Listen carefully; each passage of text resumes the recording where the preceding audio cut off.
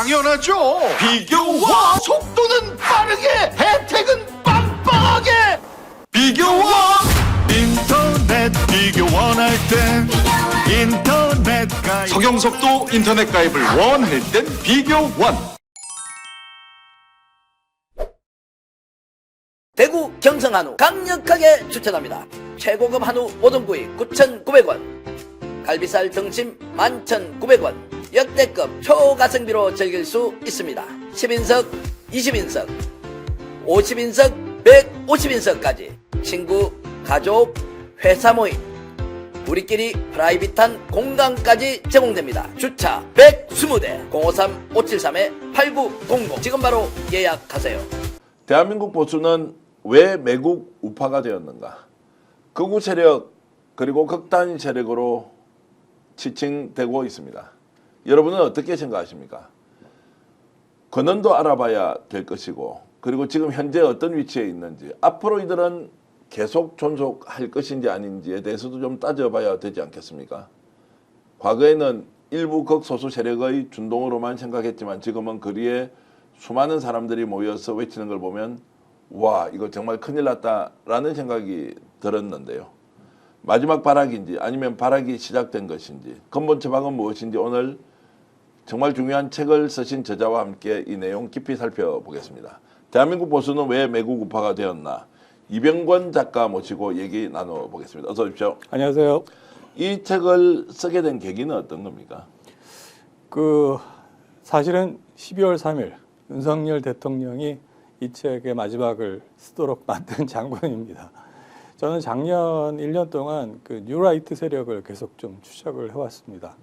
왜냐하면 현재의 이 뉴라이트 세력이 우리나라 극우 세력의 중심체라고 보고 있기 때문입니다.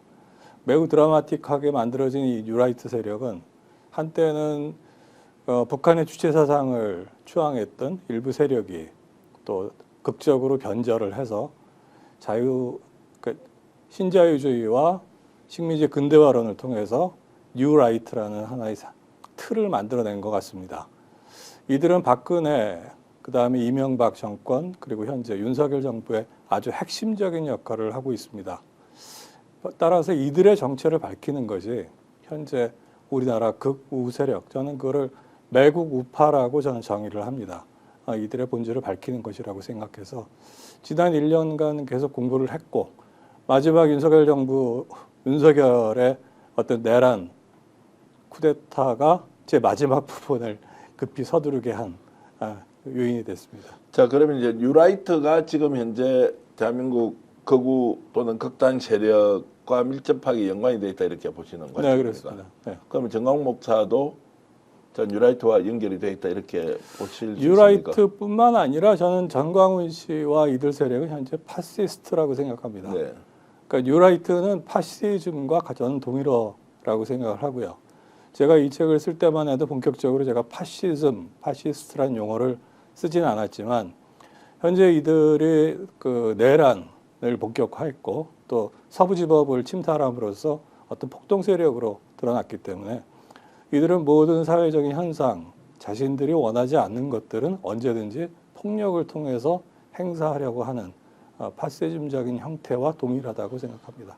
자, 조금 더 구체적으로 질문을 드리면 뉴라이트라고 하는 분, 저도 아는 사람들이 있습니다. 네. 과거에 이제 학생 운동을 했고, 네. 또 북한과의 관계를 어떤 식으로든 정리해서 세습 체제에 대한 비판, 그리고 동구 사회주의 몰락 이후에 뭔가 이제 새로운 길을 모색해야 되는 과정에서 운동권이 좀 변형한 형태로 출발했고, 네. 어느 날 와보니까 여기가 극우극단 세력과 연결되어 있다라고 하는 것까지 확장해서 이야기하기에는 조금 무리가 있는 거 아니라는 느낌은 좀 드는데요. 좀 연역을 좀 살펴볼 필요가 있는데요. 운동권 전체 세력은 아닙니다. 그러니까 주사파를 따르다가 거기서 변절해서 전향한 김영환 등 일부 소수 주사파, 소수지만 이들은 사실 주사파 세력의 핵심 세력이었습니다.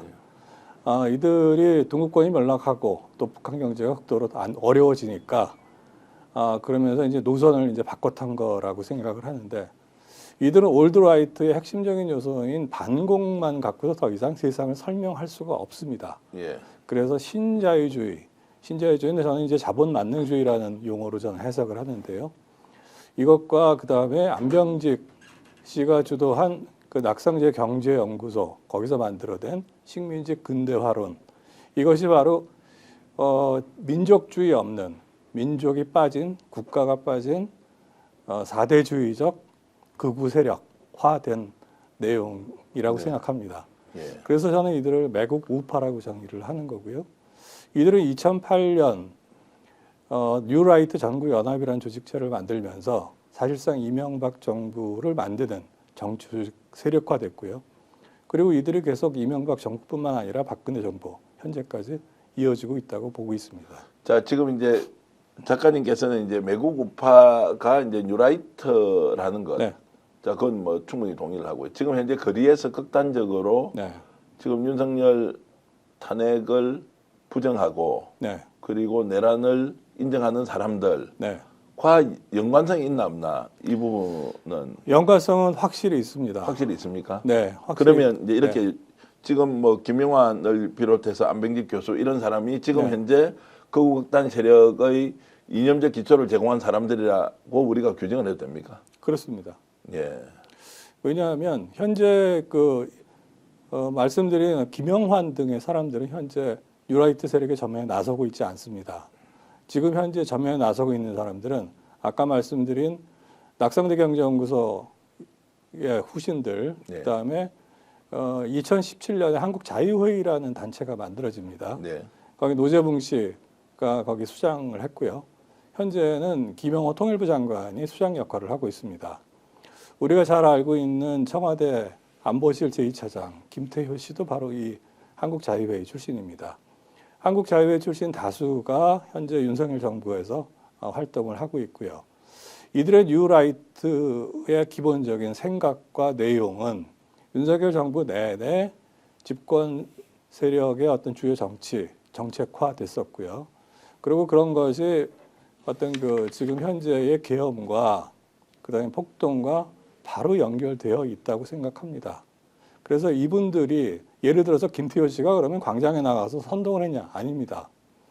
그러면 안병직이 선동했냐? 아니죠. 하지만 이들이 가리킨 사람들, 이들이 퍼뜨린 사상으로 지금 정광훈이나 이런 사람들을 불과 며칠 전까지 일본을 추앙하고 그 다음에 한미일 동맹을 주장을 하고 그를 통해서 한국의 이익과 상관없는 어떤 윤석열 정부의 이익에 앞장서 왔습니다. 그들이 오늘 현재는 지금 당장은 윤석열의 어떤 석방과 뭐 인권 뭐 이런 걸 주장합니다만 그들은 같은 세력이라고 볼 수밖에 없습니다. 말씀 중에 혹시 오해가 있을지 모르는데 한미일 동맹을 주장하는 게 정강훈 나쁜 건 아니지 않습니까? 모든 국민들이 한미일 동맹 강화해야 한다는 게 그렇지 보수 진보 않습니다. 이슈는 아니. 예. 그러니까 우리는 한미 동맹은 이미 맺고 있죠. 예, 예. 근데 한일 동맹은 맺고 있지 않습니다. 그렇죠. 한일 동맹은 아니라고 하고 이제 예. 한미일 동맹을 통해서 한미일이 어떤 경제적이고 정치적인 동맹이 아니라 예. 실제로 주장하는 것은 군사 동맹을 의미하는 것입니다. 예, 예. 그러니까 한미일 군사 동맹을 맺게 될 경우에 예. 일본 자위대의 위치가 상당히 우리한테는 굉장히 어려운 문제가 됩니다. 네, 예. 그다음에 독도 문제도 마찬가지고요. 그래서 지금 민주당에서 계속 이 문제에 대해서 견제하고 있기 때문에 한일 간 군사 동맹 문제는 이루어지고 있지 않죠. 절대 불가죠. 한일 이제 됩니다. 군사 동맹은 이제 절대 불가인 거고 일단 내용을 이해했습니다. 네. 자, 요즘 이제 그래서 워낙 말이 안 되는 논리를 가지고 뭐 주장을 하고 있는데 엄청나게 많은 사람들이 모이고 있습니다. 네. 여론조사가 뭐 조작이 되었다 조작이 되지 않았다라는 이제 논란이 있긴 하지만 자, 이런 이제 주의 주장이 먹히는 이유는 뭐냐? 일부이긴 하지만 네. 왜 통하고 있습니까? 대표님 잘 아시겠지만 우리나라가요. 지난 45년의 광복 이후에 역대 대통령을 쭉 보면 저는 세계에서 가장 극악한 파시즘 체제가 바로 일본 제국주의였다고 생각합니다만 그 이후에 이승만, 박정희, 전두환으로 이어지는 체제도 역시 그에 못지않은 파시즘 체제였다고 생각합니다. 그리고 87년 이후에 우리가 형식적인 민주주의 헌법을 제정을 하고 불과 한 40여 년 정도 흘러왔다고 생각합니다. 그렇게 본다면 형식적인 민주주의 40년대 그 이전에 훨씬 오랜 기간 동안 어떻게 보면 왕조 국가도 사실상 독재 국가죠. 그러면 우리는 독재 국가와 파시즘 체제에서 굉장히 오랜 시간 장시간 살아왔다는 얘기가 되고 있고, 그 70대 이후에 좀 연령대에서 어떤 그 극우 세력인 그리고 극우적인 경향이 많이 나타나는 것도 저는 과거의 생활 습관과 경험에서 결코 다르지 않다고 생각합니다. 그런 측면에서 현재 광장에서 많이 나타나고 있는 현상들은 지금 현재 집권층을 누리고 있는 또 윤석열 정부 체제를 단순히 옹호하는 것이 아니라 과거의 파시즘적인 어떤 지배 체제를 다시 되살리려는 굉장히 오랫동안 어떤 뉴라이트 세력들이 만들어낸 어떤 그런 결과물들이 아닐까 생각합니다. 자, 고 연령층은 그렇다 치고요. 그러면 이제 20대 젊은이들이 많이 모인다. 30대도 함께 하고 있다. 이제 이런 부분은 어떻게 봐야 됩니까? 20대 문제만 따로 놓고 본다면 저는 이대남 문제, 우리가 이대남이라는 용어로 지칭하고 있는데요. 이것과 결코 무관하지 않다고 생각합니다. 그러니까 이대남 문제라고, 그러니까 20대 남자의 문제라고 하는 것은 기본적으로 본질적으로 본다면 안티페미니즘에서 벗어날 수 없고요. 세상이 변화하고 여성의 사회적 진출이 강화되면서 그 남성들이 누릴 수 있는 가정 내에서 그다음에 사회적인 어떤 지위 자체는 굉장히 흔들리게 됩니다. 특히 경제가 어려워지면서 20대 남자들이 상대적으로 사회적으로 나왔을 때 학교에서도 마찬가지입니다만 경쟁에서 아무래도 여성들에게 과거와 같은 어떤 독점적인 지위를 계속 유지하기는 어렵겠죠. 가정에서도 마찬가지입니다. 그렇기 때문에 그런 경제권에서 밀린 남성들, 특히 20대 남자들이 갖고 있는 상대적인 박탈감, 그런 것들이 저는 상당히 있을 수 있다고 생각을 하고요. 이런 이대남 현상은 비단 우리나라 문제만은 아닙니다. 전 세계적인 문제고요. 그래서 페미니즘이 어떤 그 가정 내의 가부장적인 권위에 대한 도전, 여성의 인권 추구를 위해서 이루어진 운동인데 어떤 그 가부장적인 어떤 추억과 그런 권위를 계속 유지하고자 하는 남성들의 모임이 이제 안티페미니즘이라고 볼 수 있는 거죠. 그런데 이것이 저는 사회 병리학적인 어떤 현상으로 나타나게 되는 것은 어떤 그 남성들의 상대적인 박탈감적인 요소도 분명히 있습니다만 이명박 정권 때 조직적으로 이루어진 어떤 언론 조작 문제와 결코 무관하지 않다고 생각합니다. 왜냐하면 지금 나타나는 남성 사이트들, 그러니까 주요 이제 이대남들을 자극하고 선동해서 그 여러 가지 폭력까지 야기하게 된 그런 주요 온거지들이 사실은 그 연역이 이명박 정부 때 만들어진 사이버 조작 공작, 그러니까 군 기무사 사령부와 그 당시 국정원에서 조직적으로 이루어졌죠. 거기서부터 쭉 연역을 따라 올라간다고 볼 수밖에 없습니다. 그러니까 우리가 흔히 아는 일베라고 얘기하는 일간 베스트도 마찬가지고요.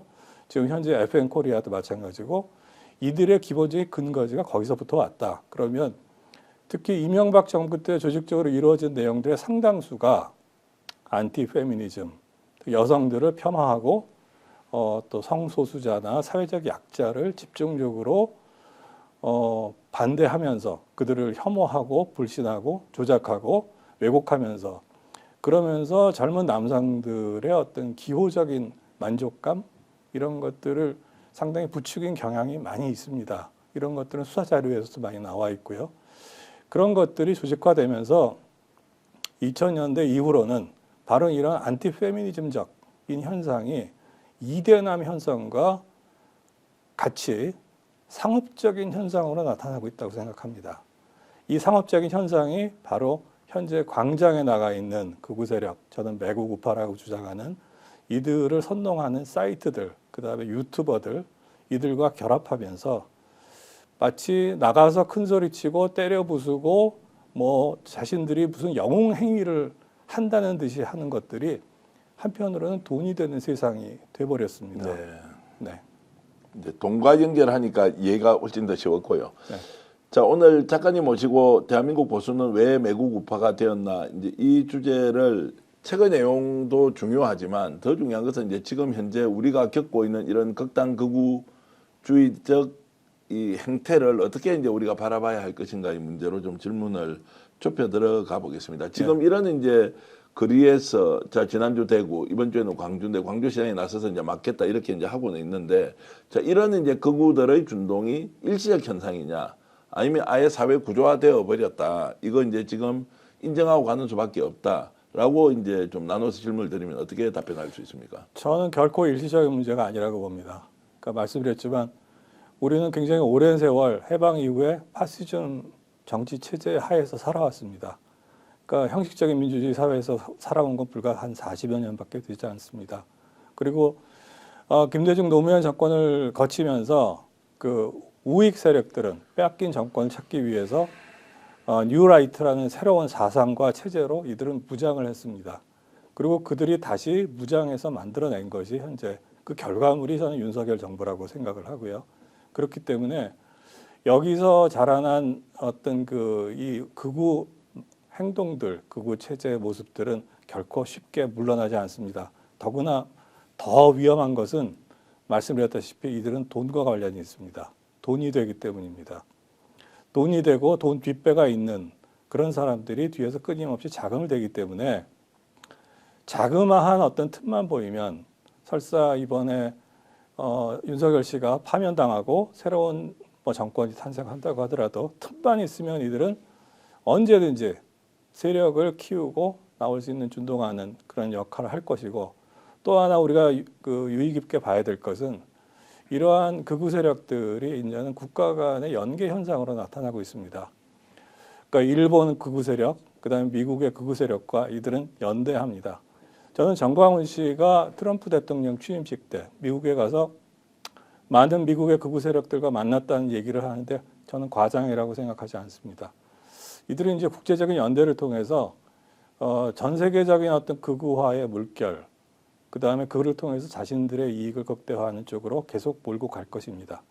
그렇기 때문에 이들을 막기 위한 어떤 이 시민과 민주 세력들의 굉장히 진한한 노력과 대책이 필요하다고 생각합니다. 자, 다수 국민은 네. 이 사람들이 주장하는 것이 설득력 또는 내가 이해를 하기 위해서는 사실에 기반하는지 진실인지 그리고 과장은 없는지 왜곡은 없는지 가짜는 아닌지에 대한 구분을 할 거 아닙니까? 그렇습니다. 그럼 이들이 지금 내세우는 논리는 네.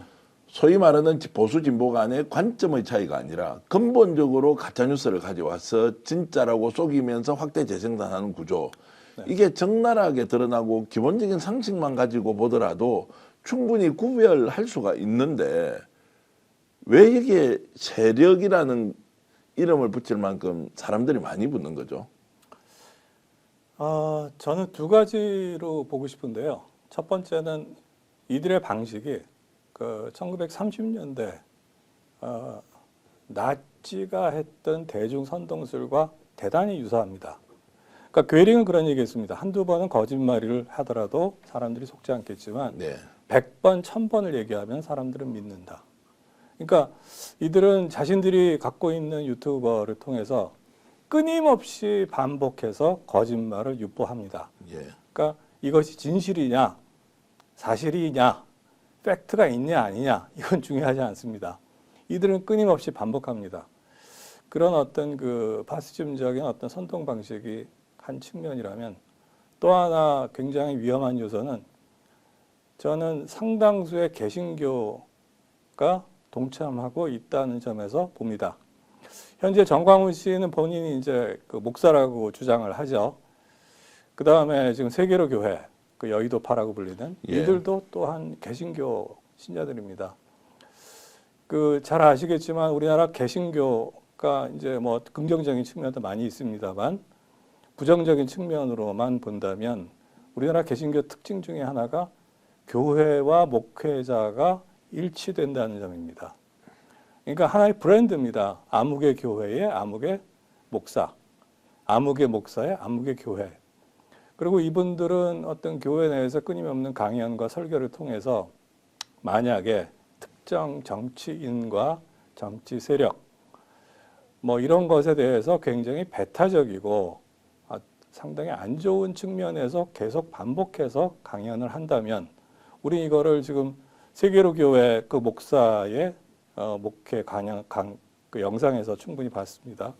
그렇게 이루어진다면 이 목회자, 이 교회에 다니는 다수의 신자들이 다시 광장에 나와서 그러한 어떤 행렬에 동참할 가능성은 저는 굉장히 높다고 봅니다. 그리고 상당수의 대형 개신교 교회들이 바로 이런 극우화돼서 어떤 그 뉴라이트, 매국 우파, 저는 지금 심지어는 지금 파시즘 체제까지 넘보고 있는 그런 상황이라고 보기 때문에 이런 세력이 우리 사회에 계속 잔존하는 한 결코 만만한 싸움이 아닐 것이다 생각합니다. 중간에 정리를 좀 해보면 네. 이제 사상을 제공하고 있는 극우극단의 이론가들의 그리고 극우 유튜버들이 돈을 벌 수 있는 수단으로 이것만큼 좋은 게 없다. 그렇습니다. 그리고 이것을 또 편향적인 교회가 자신의 힘들을 여기에 함께 모아가지고 교세를 확장시키는 수단까지 그렇습니다. 돼 있으니까 절묘하게 자기 세력의 이익을 구축할 수 있는 일종의 좀 네트워크가 이제 시스템적으로 갖춰졌다 이렇게 이제 볼 수 있는 것입니다. 그러니까 조금 보태면 뭐 이미 많이 알려졌습니다만 전광훈 씨 같은 경우는 자유마을을 전국에 만들고 있다고 합니다. 그 자유마을은 이제 해당 뭐 시군구에 있는 조그만 단위의 마을인데 여기를 기반으로 해서 이제 그 기초단체 장들을 전부 장악을 해서 그 다음에 이제 국회로 진출을 하겠다는 이미 전광훈 씨는 자유한국당의 총수죠. 네. 그리고 거기 그 자유마을이라는 곳에서는 각종 여러 가지 뭐 보험부터 해서 또 상조, 뭐 여러 가지 카드 등 여러 가지 사업들을 거기서 해서 막대한 수익을 계속 올리고 있습니다. 그 수익을 갖고서 전광훈 씨 개인한테도 뭐 쓰이겠지만 바로 전광훈 씨의 어떤 세력을 확장하고 유지하는데 상당한 비용이 쓰일 것이라는 건 뭐 자명한 일일 것이고 그런 식으로 자금의 출처를 계속 확보하는 한 그런 자양분이 계속 공급되는 한 뭐 이들의 역할은 계속될 것이다 생각합니다. 자, 지금까지 존재했으나 세력이 작았고 또 영향도 크지 않았다. 그런데 이제 최근 이렇게 심각한 우려가 되는 것은 윤석열의 비상계엄과 탄핵의 과정을 거치면서 국힘과 이런 극우극단 세력이 손을 잡는 모습이잖아요. 그렇습니다. 그럼 국민의힘은 이제는 대중정당 또는 보수주의를 기치로 내거는 정당에서 극우들과 손잡는 정당으로 이제 바뀌어버렸다 이렇게 볼 수 있습니까? 이건 어떻게 해석을 하면 됩니까? 저는 그런 이 논의를 하기 이전에 과연 한국에 보수가 있는가를 먼저 저는 묻고 싶습니다. 그러니까 보수라는 게 무엇인가? 네. 저는 국힘에게 묻고 싶습니다. 당신들은 보수 세력인가? 무엇을 보수라고 생각하는가? 저는 제 책에서도 그 부분에 대해서 많은 설명을 했습니다만 보수의 저는 가장 핵심적인 요소 중에 하나는 자국의 이익, 그 다음에 자민족에 대한 자긍심, 그런 강력한 프라이드를 기반으로 하는 것이 저는 보수라고 생각합니다. 그런데 이 뉴라이트 세력, 그 다음에 지금 현재 그 정당도 마찬가지고 국민의힘도 마찬가지라고 저는 생각을 하는데 이분들이 정말 우리 민족, 우리 국가에 대한 자긍심을 바탕으로 해서 어떤 활동들을 하고 계신가? 그리고 이분들이 민주주의인가? 스스로 민주주의를 지키고자 하는가? 왜냐하면 보수 세력은요, 기본적으로 민주주의자들입니다. 보수주의라고 하는 것은 점진적인 개혁을 주장하는 분들이거든요. 그리고 정상적으로 얘기하면 이들은 시장 자본주의, 그 다음에 자유주의라는 것을, 그러니까 우리가 생각하는 정말 일반적인 자유주의입니다. 그러니까 서로를 상호를 존중하고, 그 다음에 사회적으로 배려 있는 활동을 하고, 그 다음 의회를 존중하고, 법 질서를 존중하고, 그리고 국가와 민족의 발전을 위해서 지속적인 노력을 하는 사람들이 보수 세력입니다. 그런데 지금 현재 국민의힘이 그런가요? 전 그렇지 않다고 생각합니다. 그렇기 때문에 저는 이분들은 보수 세력이 아니다. 저는 극우 세력이다 이미 라고 생각을 하고요. 그러면 이분들이 한국에서 그런 보수 세력은 없는가? 보수는 없는가? 보수적 생각을 가진 개인들은 많이 계세요. 그런데 보수 세력이라고 하는 정치 세력으로서 저는 한국에선 보수 세력은 없다라고 생각하고, 그럼 보수 세력이 정치 세력화되려면 무엇을 기준으로 봐야 되는가? 저는 우리나라 헌법 전문에 이미 답이 있다고 생각합니다. 우리 헌법 전문은 4가지를 전제합니다. 3.1운동, 상해 임시정부, 그 다음에 4.19 의거, 그리고 평화적 통일입니다. 4가지 기본 정신입니다. 저는 이것이 보수 세력의 기준이라고 생각합니다. 우리가 일제강점기에 나라를 찾기 위해서 전 민족이 들고 일어났던 3.1운동을 절대 뺄 수 없습니다. 그런데 식민지 근대화론에 입각한 이 뉴라이트 세력들은 바로 이 3.1운동과 상해 임시정부를 철저하게 부정합니다. 그렇기 때문에 우리 3.1운동과 상해 임시정부를 부정하는 이들은 보수주의자라고 볼 수가 없습니다. 또 하나, 그 이후에 4.19를 통해서 우리가 이승만 독재정부를 물리치고 이후에 진정한 민주국가로 갈 수 있는 하나의 계기를 만들었지 않습니까? 이것이 굉장히 중요한 보수주의자들의 가치라고 생각합니다. 그래서 저는 이런 상해 임시정부, 그 다음에 4.19 정신, 그 다음에 3.1운동으로 이어지는 기본적인 우리 역사의 기본 갈래를 인정하는 것으로부터 한국의 보수주의는 다시 재편되어야 된다라고 생각합니다. 당위론적으로는 이제 그렇긴 하지만 지금 현재 국힘 108석이 있고요. 네. 그리고 집권 여당이라고 자칭하고 네. 있습니다. 그리고 대선에 후보를 내서 싸울 건데 여기는 그런 보수 정당이 아니라 네, 극우 파시스트 정당의 후보를 내고, 그렇습니다. 그 민주당은 그러면은 진보 정당입니까? 아니면 어떻게 이제 규정을 해야 됩니까? 글쎄요, 굳이 본다면은 저는 중도 정당 정도라고 중도 봅니다. 정당 정도. 네, 네. 그래서 오히려 민주당이 네. 그냥 보수 정당이다라는 얘기도 요즘 많이 합니다. 민주주의, 법치, 그렇습니다. 헌법, 국가관, 네. 애국심, 뭐 네. 이게 원래 진보가 쓰는 단어가 아니란 말이에요. 제가 말씀드린 기준에 따르면 민주당이 보수당입니다. 네. 네, 그렇습니다. 자, 그러면 이제 국힘 쪽이 이제 극우화되어 있는 세력과 손을 잡고 어쨌든 대선 후보는 낼 텐데, 네. 이렇게 이번에 대통령 선거를 하게 되면 이제 지금까지는 우리는 보수 진보 구도다. 여야 구도, 보수 진보, 그다음에 지역 구도, 뭐 세대 구도 이런 얘기를 많이 했는데, 자, 5월 달에 대통령 선거 있을 거라고 예상하고 계시지 않습니까? 네. 그럼 여기는 이제 정치 구도는 어떤 구도로 됩니까? 그냥 탄핵과 반탄핵. 저는 헌정 수호 질서와 예. 그다음에 그 반란 세력, 헌정소 세력과 이제 반란 세력의 그냥 네. 구도가 된다. 저는 그렇게 될 거라고. 그런데 생각합니다. 끊임없이 보수다 진보다 뭐 이렇게 언론에서는 하기 좋은 네. 나누기 쉬운 방식으로 계속 이야기를 할 거 아닙니까? 또 네, 늘 그거는 굉장히 잘못된 구분법이겠죠. 네. 구분법이다. 근데 네. 극우 세력들은 지금도 종북 주사파다. 뭐 이 책 냈으니까 네. 봐라, 이병권 작가는 원래 종북 주사파다.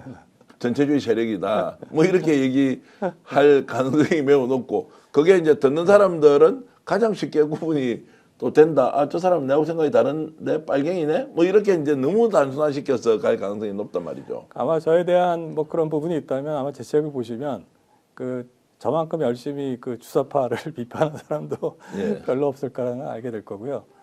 그들이 굉장히 오래된 프레임이죠. 굉장히 오래된 프레임인데, 그 예전에 그런 얘기를 했었습니다. 그 대표님 기억하시겠지만 DJ가 대통령 선거에서 이겼을 때 불과 2% 차이였습니다. 네. 그 당시엔 DJP 힘을 다 합쳐서 그랬죠. 그 다음에 노무현 정부도 선거에서 이길 때 불과 2% 차이였습니다. 그 이후에 보수 정부라고 다시 들어왔었고, 문재인 정부가 들어섰습니다만 그 격차가 사실은 그렇게 크지 않았습니다. 문재인 정부가 획득한, 문재인 대통령 후보가 그 당시에 획득한 표가 50%가 되지 않았습니다. 근데 지난 대선에서 불과 0.7% 차이로 이재명 그때 후보가 낙선했습니다만 역대 민주당 대통령 후보 중에서 가장 많은 수를 획득했습니다. 그리고 또 하나 기억해 볼 거는, 예전에 박근혜 대통령이 탄핵 직전까지 40% 콘크리트 지지율이라는 얘기를 했습니다. 근데 그 이후에 국힘당도 마찬가지고 대통령 선거에서 마찬가지고 40% 벽은 이미 깨졌다고 보고요. 탄핵을 통해서 30%대 30% 초반 아니면은 뭐 한 25% 정도가 오로지 국힘 세력 그다음에 그쪽을 지지하는 전체 국민들의 어떤 숫자 정도가 여론조사에 잡히지 않을까 저는 그렇게 생각합니다. 그렇게 본다고 볼 때 다음 대통령 5월 달에 있을지 뭐 아직 확정은 안 됐습니다만 대통령 선거가 되더라도 좀 국힘 내부에는 저는 상당한 자중질환이 일어날 수밖에 없다고 생각을 하고요. 그다음에 국민들이 좀 최근에 뭐 국힘에 대한 지지도나 이런 게 많이 올라갔다고 주장합니다만 그건 저는 일시적인 현상이라고 생각을 하고 다시 어떤 그 양강 체제로 선거 전이 벌어졌을 때 국민들이 지난 내란과 폭동의 기억을 잊지 않는다면 국힘 쪽에서 다시 대선에서 큰 격차로 뭐 이긴다 이런 거는 좀 상상하기 어렵다. 큰 격차로 이긴다는 것은 당연히 안 될 것이고 네. 박빙승부가 되느냐 아니냐 아니면 큰 폭으로 차이가 날 것이다. 야당의 압승이 예상된다. 뭐 이런 쪽으로 질문을 드리면 저는 야당이 적어도 한 10% 정도 이상 이기지 않을까 이제 생각합니다. 뭐 10% 포인트 정도가 차이 난다 그러면 이제 압승일 테고요. 뭐 그렇습니다. 10%라는 또 포인트를 쓰지 않더라도 그것조차도 이제 압승이 될 텐데 네. 지금 극우 준동으로 이제 온 나라가 이제 뭐 시끌벅적합니다. 국힘이 편성하고 있습니다. 윤석열 감옥에 있는데 거기 가서 그 국민의힘 국회의원들이 가서 막 아련하듯이 얘기를 하고 이것을 자신의 정치적 입지를 구축하는 수단으로 쓰고 있는데 이게 대선에 순기능을 합니까? 그들의 입장에서 보면 아니면 악영향을 미칩니까? 어떻습니까? 저는 악영향을 미칠 수밖에 없다고 생각합니다. 혹시라도 네. 이제 지금 국힘을 파시스트 또는 네. 극우 세력들의 준동에 대해서 매우 비판적 시각을 가지고 있기 때문에 네. 오히려 여당과 편견 때문에 그렇게 분석하는 건 아닙니까? 왜냐하면 만약에 윤석열 씨가 이제 탄핵이 인용이 돼서 대통령직에서 물러나게 될 경우에 이분들이 대통령을 찾아가서 감옥에 찾아가서 면회했다라고 하는 것이 어떤 덕이 될지는 저는 잘 이해가 되지 않고요. 네. 그거보다는 오히려 이후에 그 자신들의 어떤 정치적인 생명선 연장, 특히 이제 대구 경북 그다음에 부울경 이쪽에서 지금 현재 국힘의 그 배지를 달고 계신 의원들께서는 나는 그래도 끝까지 대통령이랑 함께 하려고 했어라는 것들을 자신들의 지지자들한테 보여줌으로써 그런 어떤 그 극우적인 어떤 배경을 통해서 자신들의 정치 생명을 유지하고자 하는 그런 거라고 생각합니다. 네. 근데 그거는 향후에 이제 선거에 따라서 향후 선거가 어떤 구도로 어떻게 벌어지냐에 따라서 저는 그것은 오히려 악수가 될 가능성이 훨씬 크다고 생각합니다. 대선 과정에서는 굉장히 안 좋은 이런 그렇다고 악영향을 끼칠 생각합니다. 것이다라고 단견이라고 생각합니다. 단견이다. 네. 그러나 지금은 이제 그것이 어쨌든 뭐 매일 뉴스로는 뭐 그렇게 했다는 게 나와서 이게 뭐 전혀 대선에 도움이 되지 않을 것이라고 저도 생각을 하는데 뭐 그 마치 도움이 되는 것처럼 오히려 더 결집을 강화시킨다라고 하는 쪽으로 이제 가고 있으니까 다들 미쳤구나 이런 생각이 좀 들더라고요. 그러니까 거기 찾아가는 분들 가만히 보시면 다 그 뭐 저쪽 경상도 지역 의원분들 아닙니까? 뭐 말뚝만 꽂으면 네. 다 그냥 네. 당선되는 지역, 네. 이제 공천이 곧 당선이다 이제 이런 지역인데 속도를 좀 더 내서 이제 짧게 질문을 좀 네. 드려보겠습니다.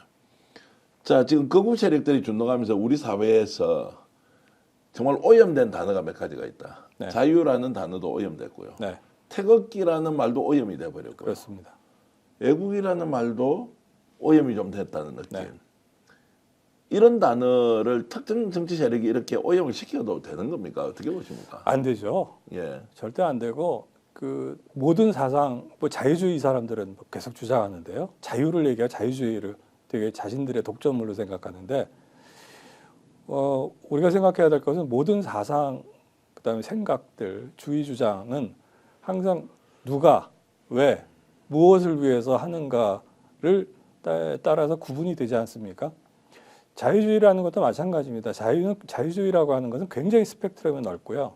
그 안에 시장자유주의도 있고, 그 다음에 뭐 사회적 자유주의도 있고, 경제적 자유주의도 있고, 그 다음에 지금 서구에서 많이 일어나고 있는 신자유주의라는 것도 있고 뭐 굉장히 내용이 다릅니다. 근데 그 주체에 따라서 무엇을 주장하냐에 따라서 그리고 누구로부터의 자유냐에 따라서 그 자유주의라고 하는 것은 다 다릅니다. 그래서 결국은 그 담고 있는 내용이 무엇인가에 따라서 그 정체는 달라질 거라고 생각을 합니다. 저는 그 태극기를 저들에게 빼앗긴 것은 저도 굉장히 좀 뼈아프게 생각합니다. 왜 저들이 저렇게 했을까? 그리고 저들이 하필이면 태극기와 성조기를 갖고 같이 들고 나오는데 세트로 거기다가 요즘은 뭐 이스라엘 국기까지 거기다가 한 세트라고 합니다. 네. 심지어는 일장기를 들고 나온 사람들도 있고요. 시간이 걸리겠지만 우리 태극기의 가치, 우리 국가의 가치는 다시 찾아가야겠죠. 어떻게 해야 됩니까? 이제 예를 들어서 학자로서 또는 뭐 이제 기성세대로서 지금 이런 이제 극우적 준동 상황을 어떻게 우리가 이제 관리해야 되느냐라고 이제 봤을 때 실제 대안이 좀 있습니까? 근본 처방이란 것 이런 것이 있다라고 내세울 만한 게 있나요? 말씀드렸지만 겪고 싶지는 않을 겁니다. 근데 몇 가지 좀 생각해 볼 만한 건 있는데요. 첫째는 우리가 이번 내란과 폭동 사태를 통해서 분명히 알고 있습니다만 민주주의는 과정입니다. 끊임없는 과정입니다. 그래서 항상 돌보고 물을 주고 또 잡초를 뽑아주고 또 독초가 끼지 않는지 항상 감시해야 되고 노력을 해야 됩니다. 그래서 한나 아렌트 같은 그 유명한 정치학자는 전체주의는 시민들이 스스로 깨어있는 모습으로 자신의 민주주의를 지키고자 하지 않을 때 발생한다라고 전제를 했습니다. 거기서 전체주의는 한나 아렌트는 아시겠지만 그 유태인으로서 그러니까 독일에서 살다가 프랑스로 도망갔다가 다시 미국으로 가서 망명을 해서 거기서 정치학자로 성공한 분이죠. 그런 점이 있습니다. 그래서 우리가 생각할 민주주의는 항상 우리 시민들의 적극적인 참여를 통해서 더 나은 민주주의로 발전하기 위해서 노력해야 될 대상이다. 고정되어 있는 것이 아니다라는 것이 전제고요. 그리고 고치고 바꿔야 될 것들이 대단히 많습니다만 저는 기본적으로 그 레비츠키 교수가 작년에 미국의 어떤 트럼프주의 다시 그 부활을 보면서 극단적인 소수가 어떻게 다수를 지배하는가라는 책을 쓴 적이 있습니다. 거기서 이제 미국의 어떤 정치 현실도 굉장히 민주주의 자체가 지금 퇴락하는 그런 위기를 맞고 있는데요. 미국 민주주의도 구조적인 위기를 맞고 있습니다. 우리가 거기서 봐야 될 것은 그 레비츠키 교수는 끝에서 한 두 가지 정도 대안을 제시합니다. 하나는 배제 전략, 하나는 포위의 전략입니다. 먼저 포위 전략을 말씀드리면 특히 최근에 작년이죠. 프랑스에서 그런 일이 있었습니다. 르팽이 이끄는 극우정당, 국민전선이라는 극우정당이죠. 극우정당이 프랑스 의회에서 다수정당이 될 수 있을 위기에 처하게 됩니다. 그럴 위기에 앞서서 그 위기에 맞서서 프랑스의 좌우를 막론한 모든 정당이 뭉치게 됩니다. 그래서 사실상 르팽이 이끄는 국민전선을 밀어내게 되는 그런 현상이 되죠. 그래서 결선 투표에서 다수당 연합전선을 핀 그 좌우 정당들이 힘을 합쳐서 르팽을 소수 정당으로 밀어낸 그런 노력입니다. 저는 그래서 그런 것들이 하나의 배제 전략. 거기서 우리가 무엇을 배운다면 다음 대선에서 저는 민주당이 문재인 정부에서 했던 식으로 민주당만의 정부가 아니라 다수 시민 세력과 야당들이 같이 할 수 있는 연합전선을 핀 그런 정부로 탄생하는 것이 굉장히 바람직하다.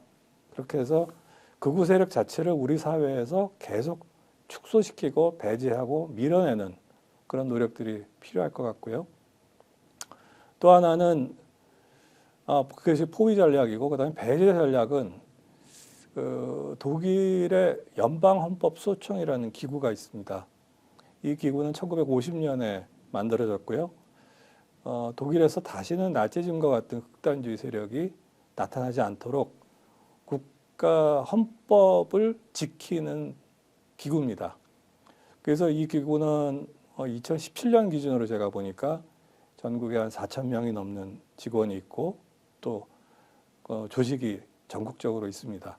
이 조직에서는 극좌, 극우를 막론하고 독일 사회 자체를 근본적으로 망가뜨릴 수 있는 세력을 항상 감시하고 그래서 2번에 걸쳐서 극좌, 극우 정당을 해체한 적도 있습니다.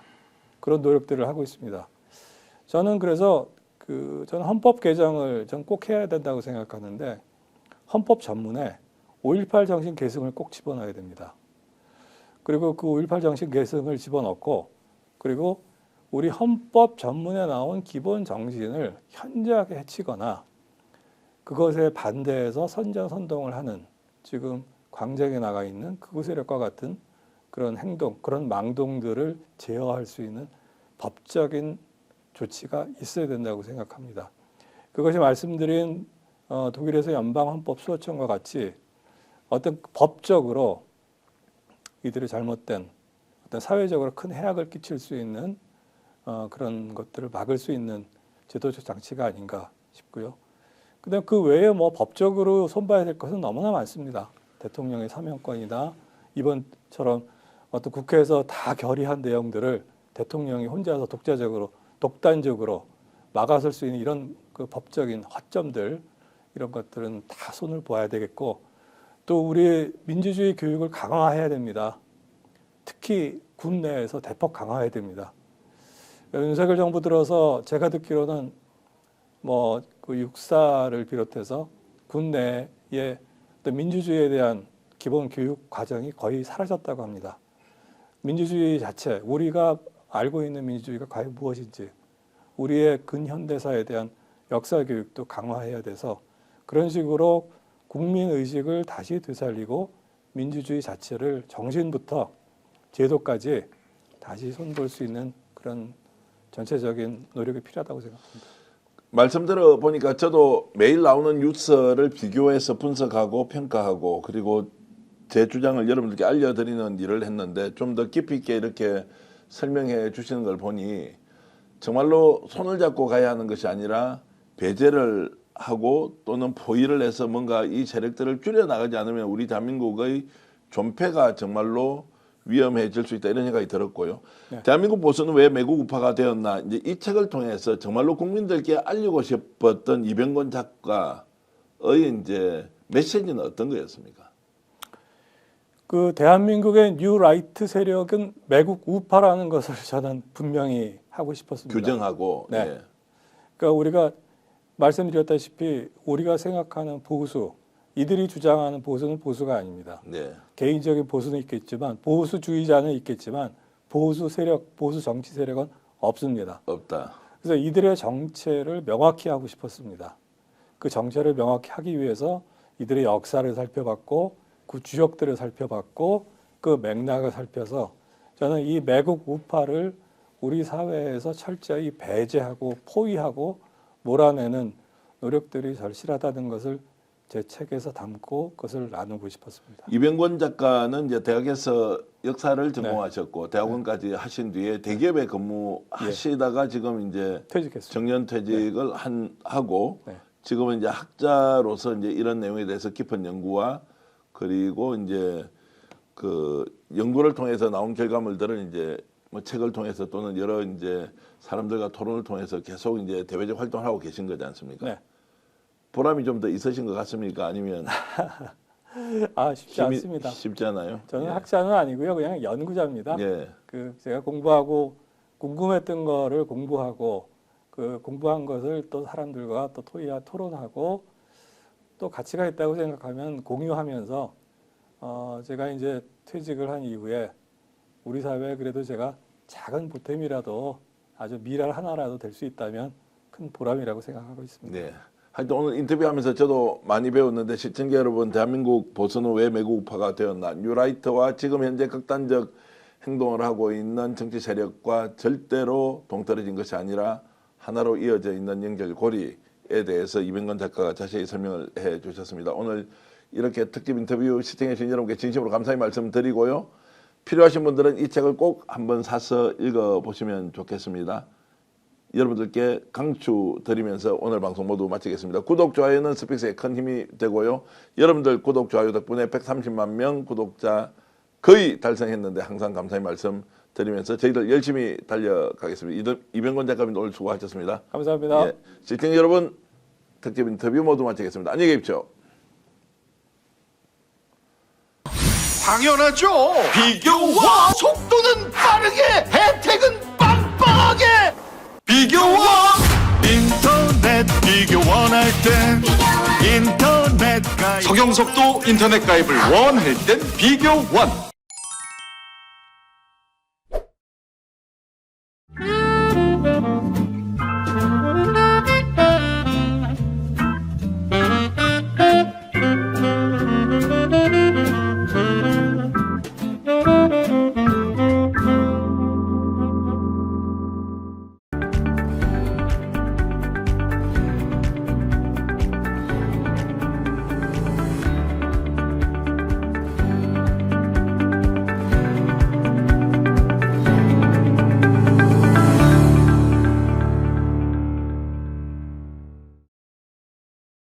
대구 경성 한우 강력하게 추천합니다. 최고급 한우 모듬구이 9,900원, 갈비살 등심 11,900원, 역대급 초가성비로 즐길 수 있습니다. 10인석, 20인석, 50인석, 150인석까지 친구, 가족, 회사 모임, 우리끼리 프라이빗한 공간까지 제공됩니다. 주차 120대 053-573-8900 지금 바로 예약하세요.